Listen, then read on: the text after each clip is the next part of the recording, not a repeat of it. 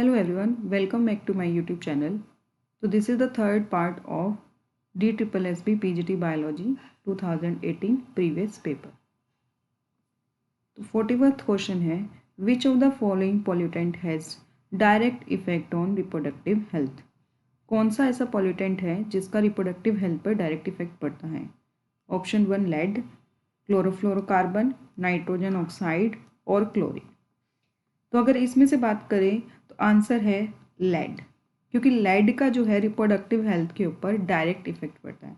कैसे पड़ता है, ये जो फर्टिलिटी फैक्टर होता है उसको कहीं ना कहीं इफेक्ट करता है। फर्टिलिटी के अंदर अगर लेड बॉडी में कंज्यूम ज़्यादा हो जाता है, बॉडी के अंदर चला जाता है, तो इसकी वजह से मिसकैरेज के चांसेस फीमेल में हो जाते हैं। और अगर मेल में बात करें तो मेल के अंदर स्पर्म मोटिलिटी के अंदर बहुत ज़्यादा इफेक्ट यहाँ पर पड़ता है। तो फीमेल के अंदर ज़्यादातर मिसकैरेज होने के चांसेस होते हैं और मेल के अंदर स्पर्म मोटिलिटी डिक्रीज हो जाती है, जिसकी वजह से रिप्रोडक्टिव हेल्थ पर इफेक्ट पड़ता है। जबकि क्लोरोफ्लोरोकार्बन के ऊपर डायरेक्ट इफेक्ट नहीं होता है, इनडायरेक्ट इफेक्ट होता है हमारी हेल्थ के ऊपर, मतलब नॉर्मल हेल्थ पे होता है। रिप्रोडक्शन के ऊपर इतना इंपॉर्टेंट इनका रोल नहीं होता है। नेक्स्ट क्वेश्चन है विच the rate of enzyme catalyzed reaction is not dependent on which of the following, that first option है temperature, substrate concentration, enzyme concentration and product। तो जैसे कि जो है एक रिएक्शन होती है, टेम्परेचर की वजह से तो इस पर इफेक्ट पड़ेगा। पहले जो है रिएक्शन जैसे जैसे टेम्परेचर बढ़ेगा रिएक्शन भी इंक्रीज होगी, रिएक्शन स्पीड, बट एक आफ्टर टेम्परेचर ऑप्टिमम टेम्परेचर के बाद वो डिक्रीज करना शुरू कर देगी। सबस्ट्रेट अगर ज़्यादा होगा तो भी रिएक्शन की स्पीड ज़्यादा होगी एक टाइम तक ऑप्टिमम सबस्ट्रेट कंडीशन पर। एंजाइम की कंसंट्रेशन जितना ज़्यादा होगी उतना ज़्यादा सबस्ट्रेट उसके प्रोटेस्ट कर पाएंगे और स्पीड इंक्रीज होगी। जबकि प्रोडक्ट जो है वो बनता है उसका इफेक्ट कुछ भी नहीं पड़ता, तो आंसर रहेगा प्रोडक्ट कंसंट्रेशन। तो जिसका एंजाइम कैटालिस्ट रिएक्शन का जो इफेक्ट प्रोडक्ट की कंसंट्रेशन पर कोई भी इम्पोर्टेंट रोल प्ले नहीं होता। नेक्स्ट क्वेश्चन है which of the following is not a diagnostic criteria for polycystic ovary syndrome, यानी पीसीओएस के ऊपर कौन सा डायग्नोस्टिक फीचर नहीं है। ओलिगोमेनोरिया की बात करें तो ये होता है अगर हम बात करें तो पीरियड का सही से नहीं आना, इरेलीवेंटली आना, मतलब कभी कभी पहले आ जाना या फिर बाद में जाना, उसको कहते हैं हाइपरगेनेमिया। कहते हैं मेल हार्मोन का रिलीज ज़्यादा होना, मेल हार्मोन का रिलीज होना। पॉलीसिस्टोनिक की बात करें तो सिस्ट बन जाते हैं इसके अंदर ओवरी के अंदर एग की वजह से, एग जो है सिस्ट की फॉर्मेशन कर लेता है। क्रोनिक ओव्यूलेशन की बात करें तो इसके अंदर जो है ओव्यूलेशन ही नहीं होता, इसके अंदर क्या होता है ओव्यूलेशन होता ही नहीं है। तो अगर इनमें से बात करें तो पीसीओएस का सबसे मेन कारण अगर हम बात करें तो एक तो सिस्ट फॉर्मेशन, जैसे कि पॉलीसिस्टिक, तो ये तो होगा ही होगा कि पॉलीसिस्टिक वहाँ पर बन जाता है। और सिस्ट बनते क्यों है, क्योंकि ओव्यूलेशन नहीं हो रहा था, एग रिलीज नहीं हो रहा है ओवरी से टू द फैलोपियन ट्यूब, तो इसकी वजह से ये भी एक रहेगा। हाइपर एंड्रोजेनेमिया की बात करें तो मेल हार्मोन टेस्टोस्टेरोन के रिलीज, एक्चुअली ये ओव्यूलेशन इसी वजह से नहीं होता बिकॉज वहाँ पर टेस्टोस्टेरोन रिलीज होने लग जाता है और एलएच की कंसंट्रेशन कम हो जाती है, तो ये भी इसका ऑप्शन सही रहेगा ओलिगोमेनोरिया।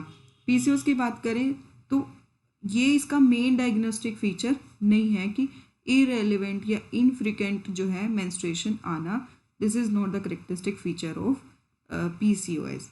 कई बार किसी और रीजंस की वजह से भी जो है जो मेंस्ट्रुएशन है वो ऊपर नीचे हो सकती है, तो ये कोई डायग्नोस्टिक फीचर नहीं है। बाकी ये तीनों जो हैं बहुत डायग्नोस्टिक फीचर्स में लिए जाते हैं। नेक्स्ट क्वेश्चन है which of the following is not present in the cell wall of algae. कौन सा ऐसा कंपोनेंट है जो सेल वॉल के अंदर एल्गी में प्रेजेंट नहीं होता है। तो सबसे पहले है मैनिटोल। मैनिटोल जैसे कि आप जानते हो कि it is a reserve food material, ठीक है, this is not a component जो पाया जाता है, तो इसका आंसर वैसे मैनिटोल होना चाहिए। एल्गिन जो है अगर हम बात करें तो it is the component of brown algae. ये ब्राउन एल्गी की जो वॉल होती है उसके अंदर पाया जाता है। सेलुलोज नॉर्मली सारे एल्गी के अंदर ही पाया जाता है। और pectin is also present in all the type of algae. इसका सही आंसर रहेगा, क्योंकि mannitol is not a component of cell wall but it is a reserve food material found in brown algae. ठीक है, ये किसके अंदर पाया जाता है? Brown algae, that is phaeophyceae के अंदर ही पाया जाता है। सो नेक्स्ट क्वेश्चन है, which of the following is true for Lotka Volterra equation. कौन सी जो है लोटका-वोल्टेरो इक्वेशन में है, ट्रू है? तो अगर हम बात करें, it is dn by dt is equal to Rn k minus n by k। तो first it is the logistic equation expressing intraspecific location. Lotka Volterra equation interspecific equation को, कंपटीशन को रिप्रेजेंट नहीं करती है, इंटर स्पेसिफिक कंपटीशन को represent करती है। It is altogether different from logistic equation. No, it is not altogether, कहीं ना कहीं से रिलेटेड ही होती है, सेम भी नहीं होती, क्योंकि लॉगिस्टिक इक्वेशन की बात करें तो dn by dt is equal to Rn होता है, डिटो सेम भी नहीं होती और ऑल टुगेदर डिफरेंट भी नहीं होती, कहीं ना कहीं दोनों एक दूसरे से रिलेटेड होते हैं। It is the logistic equation expressing interspecific competition. Yes, interspecific competition जो है रिप्रेजेंट कर रही होती है, तो ये स्टेटमेंट जो है ट्रू होगी। नेक्स्ट बात करते हैं, विच of the following genus does not shows metamerism, कि कौन सा ऐसा जीनस है जो मेटामेरिज्म को रिप्रेजेंट नहीं करता। अगर मेटामेरिज्म की बात करें तो ये पाया जाता है 3 फाइलम के अंदर, आर्थ्रोपोडा, एनिलिडा एंड कोडेटा। ये 3 ही जो है पाए जाते हैं जिसके अंदर जो है मेटामेरिज्म है। इसके अंदर एक्सटर्नल पाई जाती है, एक्सटर्नल मेटामेरिज्म। एनिलिडा के अंदर true metamerism, external as well as internal. और अगर हम बात करें कोडेटा की तो इसके अंदर पाई जाती है इंटरनल मेटामेरिज्म। ठीक है, लेकिन मेटामेरिज्म कहीं ना कहीं तीनों में ही पाई जाती है। पाइनस की बात करें तो इट इज़ प्रोन। अगर ये बात करें तो पाइनस क्या होता है? प्रोन का जीनस है, और प्रोन किसके अंदर पाया जाता है? आर्थ्रोपोडा में। ठीक है, और अगर हम बात करें लेबियो, क्या होता है? लेबियो एक तरह से पाइसिस में पाई जाती है, तो ये होगा यानी कोर्डेटा का टाइप, राइट। एस्टेरिस की बात करें तो एस्टेरिस इज स्टारफिश, और स्टारफिश किस में पाए जाते हैं? काइनोडर्मेटा, राइट। नेरिस की बात करें, it is found in Annelida.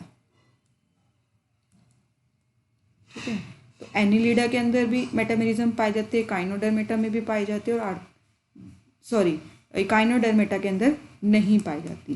तो ये जो होगा आंसर सही होगा, क्योंकि आर्थ्रोपोडा में भी पाई जाती है और कोर्डेटा में भी पाई जाती है। तो answer is esterase. Next question है, amino transferase and chymotrypsin enzyme are example of which type of reaction. तो ये जो रिएक्शन का एग्जाम्पल है वो है पिंग पोंग रिएक्शन। तो वैसे तो इसके काइनेटिक्स बहुत ज़्यादा अलग है, तो आप इसको याद ही कर लीजिए, it is the type of ping pong reaction. Next है, which of the following features are characteristics of kingdom Monera. Kingdom Monera का कौन सा करेक्टरिस्टिक फीचर है? यूनिसेलुलर, यस यूनिसेलुलर पाया जाता है। With cell wall, yes cell wall हो सकता है ये भी। प्रोकैरियोटिक, यूनिसेलुलर और विदाउट अ सेल वॉल। अच्छा, विद अ सेल वॉल हो ये हमेशा ज़रूरी नहीं है। ठीक है, तो ये ऑप्शन हर बार के लिए ज़रूरी नहीं, कि कुछ में पाया जाता है और कुछ में नहीं भी पाया जाता। विदाउट अ सेल वॉल ये भी ज़रूरी नहीं है, क्योंकि बहुत से तो कम ऐसे भी हैं जिनके अंदर पाया जाता है। प्रोकैरियोटिक, यूनिसेलुलर और with a cell wall, no ये भी ज़रूरी नहीं है, क्योंकि विद हमेशा ये भी ज़रूरी नहीं है। प्रोकैरियोटिक, यूनिसेलुलर, विद और without a cell, yes.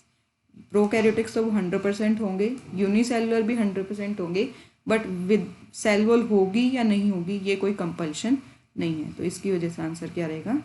4th। Next है, which of the following are not considered as a part of 5 kingdom classification defined by Whittaker.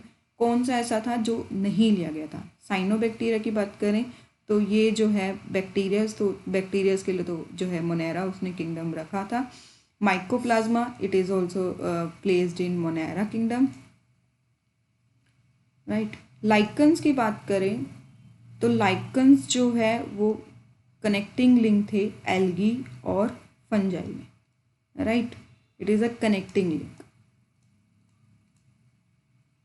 और जो विटेकर था उन्होंने कनेक्टिंग लिंक्स के बारे में क्लियर नहीं किया था कि इसको किस किंगडम में रखा जाए। एम्फीबियंस प्लांट्स को जो बोलते हैं वो ब्रायोफाइट्स, और ब्रायोफाइट्स को उसने रखा था प्लांट्स के अंदर, प्लांट किंगडम के अंदर। तो ये वाला जो है क्लियर था। माइकोप्लाज्मा मोनेरा, और ये भी मोनेरा में रखा गया था, राइट। बट लाइकन जो थे वो एक कनेक्टिंग लिंक थे किसमें, एल्गी और फंजाई के अंदर। तो इसका जो है सॉरी या symbiotic association, not connecting link, इसको हम लोग एक्चुअली बोलेंगे सिम्बायोटिक एसोसिएशन।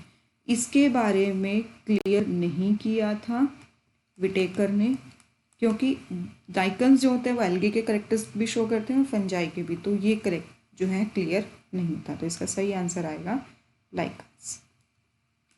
नेक्स्ट क्वेश्चन है, zona pellucida is dissolve just before which of the following event. तो जोना सिलिडा जो है जाइगोट के अराउंड आफ्टर जो जाइगोट होती है, जो क्लीवेज हो रही होती है, उस टाइम पर ये जो है लेयर बनती है। एग में भी होती है यानी ओवम में भी पाई जाती है, और आफ्टर जाइगोट फॉर्मेशन उसके बाद क्लीवेज के अंदर भी पाई जाती है। बट ये जो है जैसे जो है ब्लास्टोसिस्ट, ठीक है, जब ब्लास्टोसिस्ट यूट्रस के साथ अटैच्ड हो जाता है, ठीक है, यूट्रस की वॉल के साथ अटैच्ड होने लग जाता है, तो उस टाइम पर जो है डिज़ोल्व हो जाती है यानी डिजनरेट हो जाती है। तो ये बात करें तो इस प्रोसेस को बोलते हैं, ब्लास्टोसिस्ट का यूट्रस को अटैच्ड होने की प्रोसेस को बोलते हैं इम्प्लांटेशन। तो आंसर रहेगा इम्प्लांटेशन। क्लीवेज की स्टार्टिंग में भी होती है, मोरुला फॉर्मेशन वही बीच में 8 to 16 सेल स्टेज होती है, तो उस टाइम भी ये पाई जाती है। फर्टिलाइजेशन यानी ओवम और जाइगोट, ओवम से जब जाइगोट बन रहा होता है तो उस टाइम पर, तो उस टाइम भी ये प्रेजेंट होती है। तो सही आंसर रहेगा इम्प्लांटेशन। नेक्स्ट क्वेश्चन है, chaparral biome is located in which of the following climates, tundra, Mediterranean, temperate और ट्रॉपिकल। तो इसका सही आंसर है मेडिटेरियन। मेडिटेरियन के अंदर चपराल बायोम पाया जाता है। नेक्स्ट क्वेश्चन है, व्हाट इज न्यूमोथोरैक्स। न्यूमोथोरैक्स क्या होता है? Viral infection in lungs, collapse lungs, thoracic inflammation या बैक्टीरियल इन्फेक्शन। तो जैसा कि आप लोग जानते हैं न्यूमोथोरैक्स में क्या होता है, जो चेस्ट वॉल होती है और जो लंग्स की वॉल होती है, लंग्स की होती है वो आपस में कह सकते हो लंग जो सारी हवा होती है वो चेस्ट वॉल और लंग्स वॉल एक दूसरे से अटैच्ड हो जाती है, या कह सकते हो उनके बीच में कुछ एक तरह से होल बन जाता है, जिसकी वजह से लंग्स की सारी हवा निकल के बाहर आ जाती है और लंग्स वॉल चेस्ट वॉल के साथ अटैच्ड हो जाती है। तो इसी को बोलते हैं कोलैप्स लंग्स। नेक्स्ट क्वेश्चन है, What happens to the enzyme activity with a gradual rise in temperature। मतलब धीरे धीरे लगातार टेम्परेचर को इंक्रीज किया जा रहा है, ठीक है। तो अगर हम बात करें जब टेम्परेचर को लगातार इंक्रीज किया जा रहा है, ठीक है, मान लीजिए इसका ग्राफ देखते हैं, यानी टेम्परेचर यहाँ पर इंक्रीज हो रहा है, एक्टिविटी कैसी होगी एंजाइम की, तो वो हमें बताना है। ने पूछा है क्या इंक्रीज होगी, first decrease then increase, first increase then decrease and decrease. तो इसका सही आंसर है फर्स्ट इंक्रीज एंड डिक्रीज। मान लीजिए स्टार्टिंग टेम्परेचर से करा था, लेकिन क्या होगा जैसे जैसे टेम्परेचर हम इंक्रीज करेंगे जो एक्टिविटी होगी वो इंक्रीज करेगी। फिर उसके बाद मान लीजिए यहाँ पर एक ऑप्टिमम टेम्परेचर होगा। Optimum temperature mostly 25 to 30 degree Celsius temperature ज़्यादातर होता है। तो जहाँ तब तक वो राइज करेगी जब तक वो ऑप्टिमम टेम्परेचर पर नहीं पहुँच सकती, लेकिन फिर उसके बाद जैसे वो ऑप्टिमम टेम्परेचर पर पहुँच जाएगी, फिर उसके बाद जो एक्टिविटी होगी वो जैसे जैसे टेम्परेचर इंक्रीज करेगा, जो एक्टिविटी होगी एंजाइम की वो डिक्रीज करना शुरू कर देगी, और एक टाइम पर आके टेम्परेचर इतना ज़्यादा इंक्रीज हो जाएगा कि एंजाइम अपनी, क्योंकि एंजाइम क्या होता है वो प्रोटीन से बना होता है, ठीक है। एंजाइम किससे मिलकर बना होता है? प्रोटीन से। और प्रोटीन अपनी जो स्ट्रक्चर होती है, 3D स्ट्रक्चर होती है, उसको खो देगी। एज अ रिजल्ट एंजाइम काम नहीं कर पाएगा और उसकी 100% एक्टिविटी ख़त्म हो जाएगी। तो इस वजह से पहले इंक्रीज करेगा एंड देन डिक्रीज करेगा। नेक्स्ट क्वेश्चन है, acetyl co enzyme A is form during catabolism of all except which on the following. तो एसिटाइल को एंजाइम किस में बनता है? तो इट इज़ एक तरह से कॉमन पाथवे रहता है सबके लिए। एसिटाइल को एंजाइम है सबके लिए। जब हम ग्लाइकोलिसिस से क्रैब साइकिल की तरफ जा रहे होते हैं तो उस टाइम पर एक कॉमन पाथवे आता है जो कि हर किसी में पाया ही जाता है। उस टाइम पर एसिटाइल को एंजाइम में बनता है, राइट। तो अगर हम बात करें ये वाला जो पाथवे होगा और ग्लाइकोलिसिस वगैरह ग्लूकोज की प्रोडक्शन वगैरह में इन्वॉल्व होते हैं, यानी एनर्जी में यूज़ होते हैं। तो एनर्जी जो हमें 3 से मिलती है, प्रोटीन से, कार्बोहाइड्रेट से और फैट से। न्यूक्लियस एसिड एनर्जी के अंदर इन्वॉल्वमेंट नहीं होती है, यानी फिर एसिटाइल को एंजाइम में वहाँ पर भी नहीं बनेगा, राइट। तो इसका सही आंसर रहेगा न्यूक्लिक एसिड। नेक्स्ट क्वेश्चन है, the group of species that make their living by exploiting the same class of resources in a similar वे। तो ऐसा कौन सा ग्रुप ऑफ स्पीशीज है जो कि सेम रिसोर्स को एक्सप्लॉइट करती हैं और सिमिलर वे में करते हैं? उन ग्रुप ऑफ स्पीशीज को क्या बोलते हैं? तो पहला है रेस्पिरेट स्पीशीज। रेस्पिरेट स्पीशीज क्या होता है? जो स्पीशीज एडवर्स कंडीशन में सर्वाइव कर पाती है, ठीक है। रेस्पिरेट स्पीशीज क्या कहते हैं? जो एडवर्स कंडीशन, मतलब मान लीजिए फायर लग गई है कहीं पर, सारा कुछ उखड़ गया, उसके बाद भी वो अपने बर्ड को रिप्रोड्यूस करवा लेती है और वेजिटेटिव रिप्रोडक्शन द्वारा वो दोबारा रीग्रोथ कर जाती है, तो उसको हम लोग बोलते हैं रेस्पिरेट स्पीशीज। शेडर्स की बात करें तो शेडर्स एक ऐसी स्पीशीज होती है जो ऑर्गेनिक मैटर की प्रोसेसिंग करती है, मतलब उसको फाइन पार्टिकल्स में और ज़्यादा करती है ताकि प्लांट्स जो हैं उसे ले सकें, ठीक है। तो शेडर स्पीशीज क्या होते हैं? जो ऑर्गेनिक मैटर की प्रोसेसिंग करते हैं, उसको फाइन पार्टिकल्स में कन्वर्जन करती है। सिबलिंग स्पीशीज क्या होते हैं? दीज आर ओनली टू और 3 स्पीशीज, राइट, जो आइडेंटिकली सेम होते हैं। आइडेंटिकली तो सेम होते हैं बट एक्सप्लॉइटेशन जो है उन मतलब रिसोर्सेज को लेने का तरीका उनका बहुत ज़्यादा डिफरेंट होता है, ठीक है। देखने के अंदर सेम है बट डिफरेंट एक्टिविटी होती है, डिफरेंट एक्टिविटी इनकी होती है। वो रिप्रोडक्शन अलग तरह से करते हैं, तो वो सिमिलर वे में रिसोर्सेज को नहीं ले पाते, डिफरेंट वे में या डिफरेंट वेज ये यूज़ करते हैं। तो गिल्ड जो होती हैं वो 2 और स्पीशीज, ग्रुप ऑफ स्पीशीज जो कि सेम क्लास से बिलोंग करती होती है और सेम तरह से एक्सप्लॉइट करती है। तो इसका सही आंसर रहेगा 4th, राइट। तो guild are the species which are live by exploiting the same class of resources in a similar way. Sibling species भी सेम इससे थोड़ा थोड़ा सा होता है बट इनका जो एक्सप्लॉइट करने का तरीका होता है वो दोनों का अलग अलग होता है, सेम नहीं होता, लेकिन स्ट्रक्चरली वो दोनों एक जैसी होती हैं। नेक्स्ट बात करें तो नेक्स्ट क्वेश्चन है, which of the following is an asexual but not vegetative mode of reproduction. मतलब मान लीजिए एसेक्सुअल तो है बट वेजिटेटिव रिप्रोडक्शन उसके अंदर इन्वॉल्व नहीं होती, क्योंकि जो ज़्यादातर वेजिटेटिव और एसेक्सुअल है वो सेम ही होते हैं बट कुछ एक एसेक्सुअल थोड़े ज़्यादा पाए जाते हैं, वेजिटेटिव रिप्रोडक्शन में कम पाए जाते हैं टाइप्स। तो budding it is a type of budding जो है एसेक्सुअल रिप्रोडक्शन से भी कर सकते हैं, वेजिटेटिव रिप्रोडक्शन से भी ग्रोथ हो जाती है। स्पोर्स अगर हम बात करें, it is found in asexual reproduction, जैसे कि कोनिडिया स्पोर्स, एस्कोस्पोर्स, जू स्पोर्स, ये सारे टाइप जो होते हैं वो एसेक्सुअल रिप्रोडक्शंस के होते हैं, राइट। तो ये जो है एसेक्सुअल में होगा but it is not type of vegetative reproduction, vegetative ये नहीं होता, तो इसका आंसर रहेगा स्पोर्स। फीजन भी दोनों में ही होता है और फ्रेगमेंटेशन भी दोनों में ही होता है। नेक्स्ट क्वेश्चन क्या है, विथ वो coin the term biodiversity hotspot. तो बायोडाइवर्सिटी हॉटस्पॉट तो बहुत बार क्वेश्चन आ चुका है, तो नॉर्मस मायर, जो मायर्स थे उन्होंने इसको टर्म्स दी थी। नेक्स्ट क्वेश्चन है, which of the following reaction is catalysed by oxygenase. Oxygenase enzyme क्या कौन सी रिएक्शन करी है। ऑक्सीजनेस एक्चुअली करते क्या है, ये कौन से एंजाइम होते हैं जो ऑक्सीजन की एडिशन करते हैं, ठीक है। द ऑक्सीजन की एडिशन जब करेंगे तो that enzymes are known as oxygenases, ठीक है। या फिर एक तरह से ऑक्सीजन ऐड करवा रहे हैं। Transfer of hydrogen, no, hydrogen तो रिमूव होना चाहिए, ठीक है। हाइड्रोजन यहाँ पर रिमूव करना, तो ट्रांसफ़र ऑफ हाइड्रोजन तो नहीं होगा, एडिशन ऑफ हाइड्रोजन नहीं होगा। Removal of oxygen, no, addition होना चाहिए। Transport of electron, no, oxygen के पास नहीं पहुंचना चाहिए, ऑक्सीजन अपने इलेक्ट्रॉन्स को लूज़ करेगी और ऑक्सीजन कहीं और ऐड हो जाएगी, नहीं, यहाँ इलेक्ट्रॉन्स लूज़ होते हैं ऑक्सीजन में। हाइड्रोक्सिलेशन, यस, ऑक्सीलेशन हो रहा है, साथ में हाइड्रोजन भी ऐड हो रहा है, बट यह ऑक्सीजन भी साथ में ऐड हो रहा है, तो ये रहेगा सही answer, hydroxylation of drugs and steroid. So next question है, which of the following have haplodiplontic life cycle, किसके अंदर हैप्लोडिप्लॉन्टिक लाइफ साइकिल पाई जाती है।